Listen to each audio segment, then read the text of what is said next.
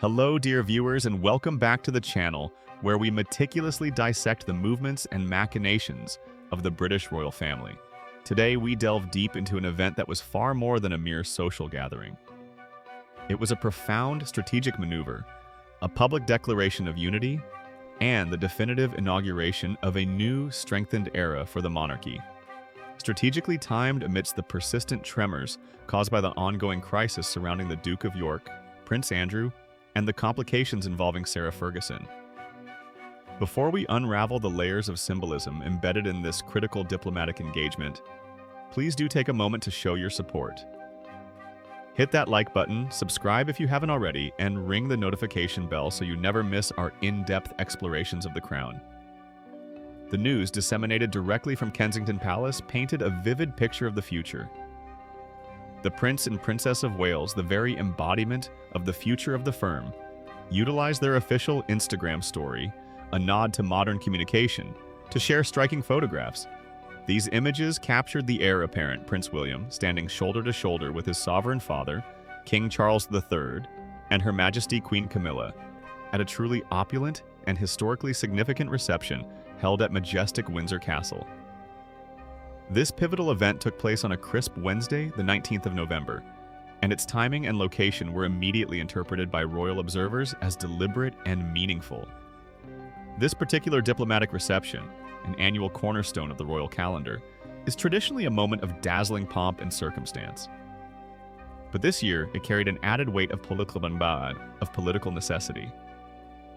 King Charles and Prince William needed to project absolute stability and unwavering leadership at a moment when the institution continues to navigate the complex fallout from internal family controversies.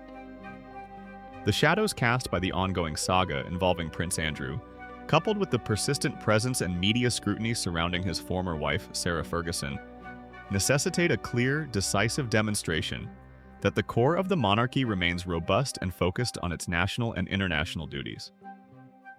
The reception was designed to celebrate and acknowledge the tremendous importance of one of the largest diplomatic corps in the entire world. This isn't just a party, it's essential statecraft, allowing the most senior members of the royal family to meet and personally engage with the distinguished representatives of virtually every nation accredited to the venerable court of St. James. It is a crucial opportunity for soft diplomacy and reinforcing Britain's global standing. Yet, perhaps the most talked-about detail surrounding this grand affair was a notable absence. For the second consecutive year, the Princess of Wales, Catherine, was surprisingly absent from the diplomatic reception. Her non-attendance immediately sparked widespread discussion among commentators and the public alike. While the absence of a key figure might suggest strain or scheduling conflict, it is essential to look at the context of her day. Earlier that same Wednesday, the Princess of Wales was fully engaged in her duties, attending the highly important Future Workforce Summit in the heart of London. This scheduling dichotomy offers a fascinating glimpse into the strategic division of royal labor. While King Charles, Queen Camilla, and Prince William focused on the traditional, high-level diplomatic duties, the ceremonial glitter and the formal projection of state power, the Princess of Wales dedicated her time to her core philanthropic focus: early childhood development, and the preparation of the nation's youth. Her decision, or the decision made by the palace on her behalf, to prioritize the Future Workforce Summit over the diplomatic receiving line, underscores a shift in royal priorities. It suggests a deliberate strategy to separate Catherine's image from the often purely ceremonial aspects of the monarchy, cementing her role as a working royal deeply invested in tangible social change and domestic policy. A modern approach that resonates powerfully with the younger generations, even as she appeals deeply to our target demographic through her tireless dedication. Let us return to the venue itself, because this detail is perhaps the most symbolic indicator of the new era Kensington Palace is keen to convey. The annual diplomatic reception has, for decades, been inextricably linked with Buckingham Palace, the official working residence of the monarch. Yet this year, the celebration was relocated entirely, taking place within the ancient storied walls of Windsor Castle. This move was monumental and highly symbolic. It was, in fact, the first time this specific diplomatic reception had been hosted at Windsor since the year 2001. Such a change in venue signals far more than simple renovation schedules or logistical ease. It underscores a significant, perhaps permanent shift in the gravitational center of the monarchy under King Charles III. Buckingham Palace, while historically the seat of the sovereign, is vast, formal, and constantly undergoing infrastructure renewal. Windsor Castle, conversely, represents continuity, deep personal history, and is often viewed as the true heart of the family. By hosting the world's diplomats at Windsor, Charles III is projecting an image of stability, tradition, and personal connection, rather than the more bureaucratic formality associated with the sprawling London palace. This strategic shift is a powerful non-verbal message to the global community. The British monarchy is rooted, resilient, and moving forward with confidence, even as it adapts its operational base. The atmosphere inside Windsor Castle that evening was described as notably buoyant. King Charles III, who had recently celebrated his 77th birthday just days prior, was reportedly in exceptionally high spirits.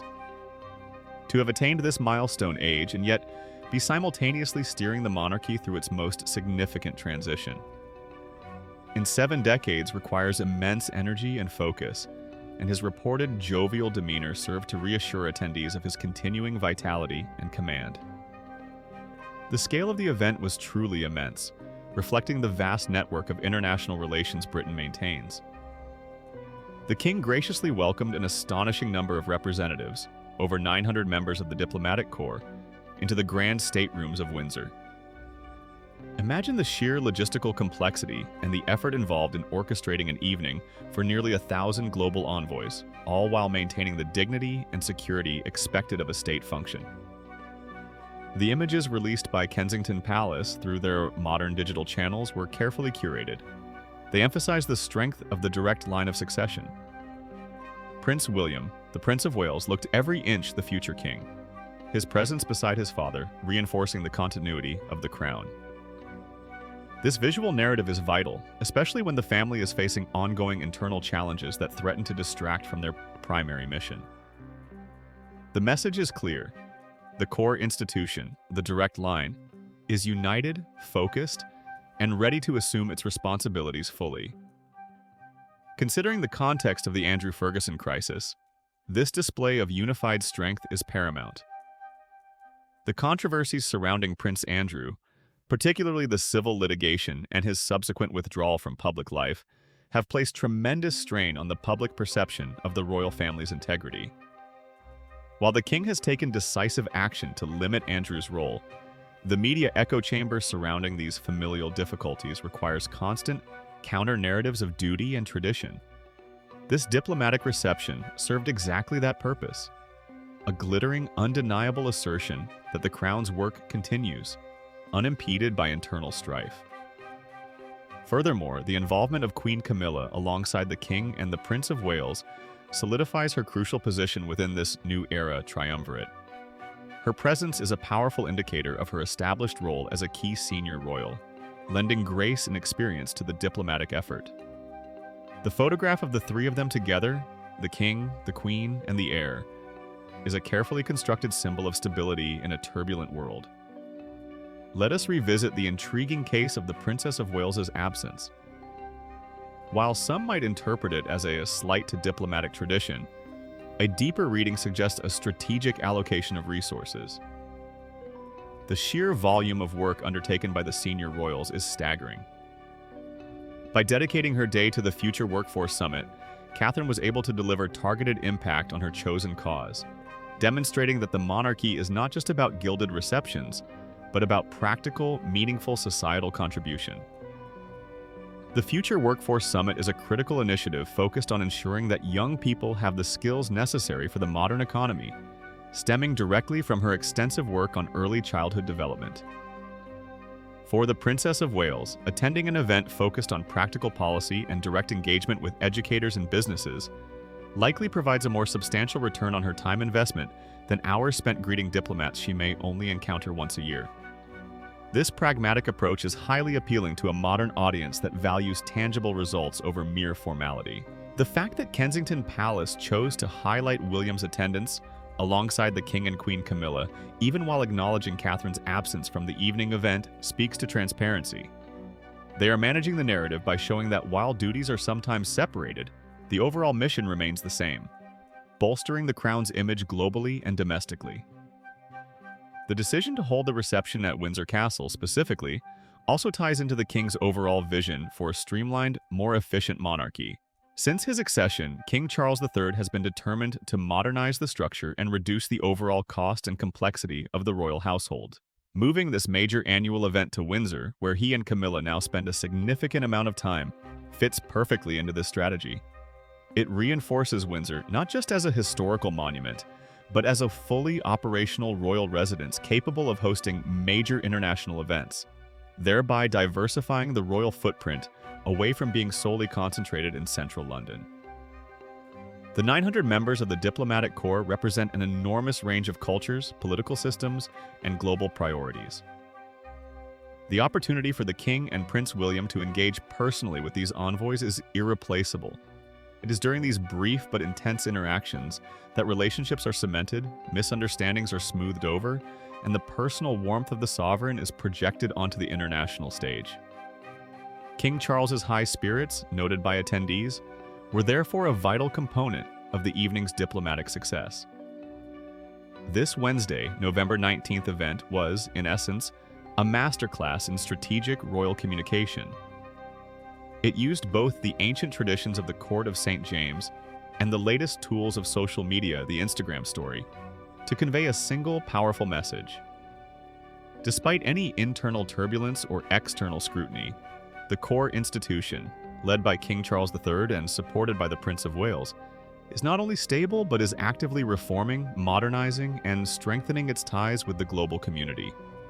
The relocation to Windsor, the unified front presented by the King, Queen, and heir, and the strategic focus of the Princess of Wales on her social mission, all combine to paint a picture of a monarchy fully aware of its challenges and proactively shaping its own future.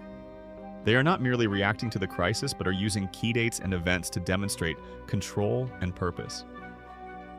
The coming months will undoubtedly see further shifts as King Charles continues to solidify the structure of his reign.